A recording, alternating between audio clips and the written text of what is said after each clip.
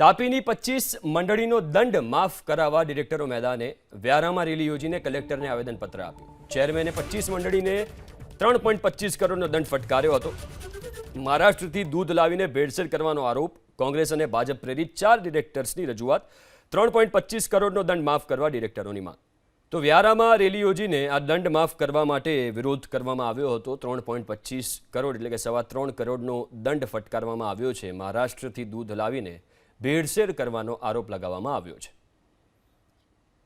તાપીની 25 મંડળીનો દંડ માફ કરાવવા ડિરેક્ટરો મેદાને વ્યારામાં રેલી યોજીને કલેક્ટરને આવેદનપત્ર આપ્યું. ચેરમેને 25 મંડળીને 3.25 કરોડનો દંડ ફટકાર્યો હતો. મહારાષ્ટ્રથી દૂધ લાવીને ભેળસેળ કરવાનો આરોપ. કોંગ્રેસ અને ભાજપ પ્રેરિત 4 ડિરેક્ટર્સની રજૂઆત. 3.25 કરોડનો દંડ માફ કરવા ડિરેક્ટરોની માંગ.